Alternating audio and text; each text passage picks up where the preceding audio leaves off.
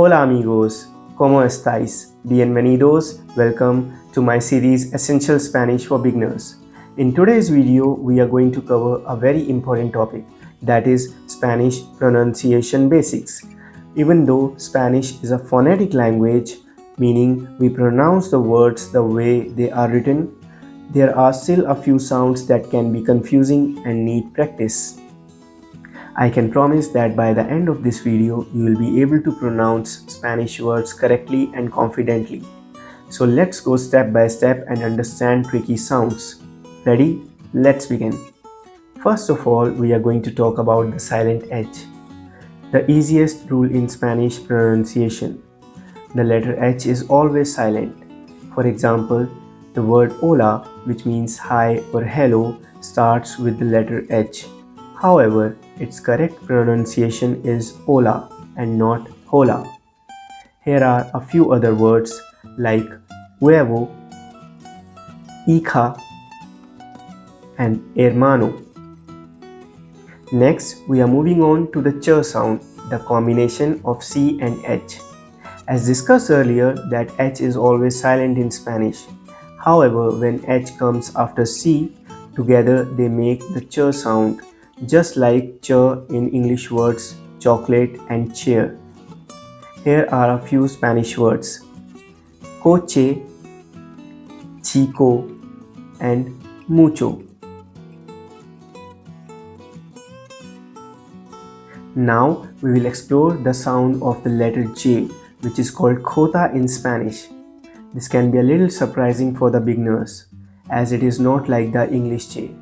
In Spanish, jota is pronounced from the throat, a rough h sound.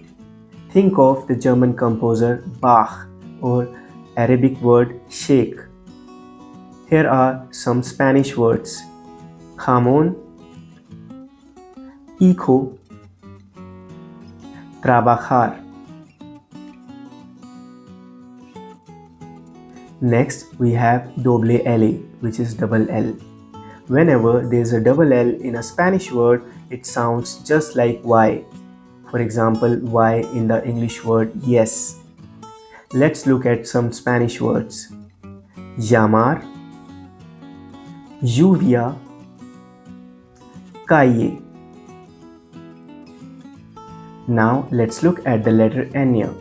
This letter is only found in Spanish and is very unique to the language. It looks like a normal N with a little wave on the top called tilde. Enya makes near sound just like the combination of N and Y in the English word canyon. Let's look at some Spanish examples: España, año, niño. Moving forward, let's understand the sound of the letter C. The letter C changes its sound depending on the vowel that follows it. When C comes before E or I, it is pronounced like the English S. For example, cielo or cena.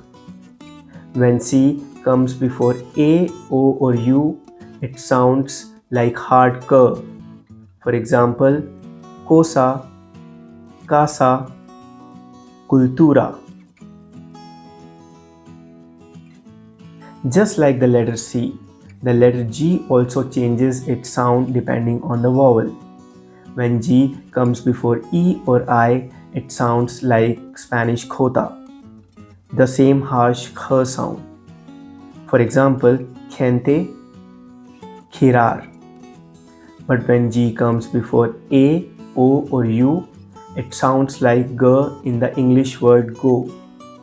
Por ejemplo, gato, goma, agua.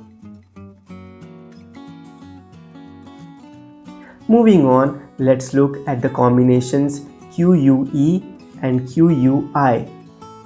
In Spanish, when we write QUE or QUI, the U is completely silent. Therefore, QUE is pronounced K and QUI is pronounced ki. Let's look at some examples: queso, pequeño, quién, quince.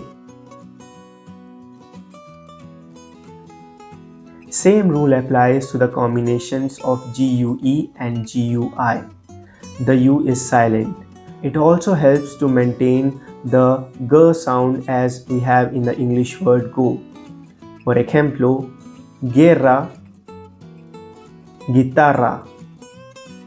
However, when you see GUE and GUI combinations with two dots on U, which is also called the U with the diaresis, then the U is actually pronounced.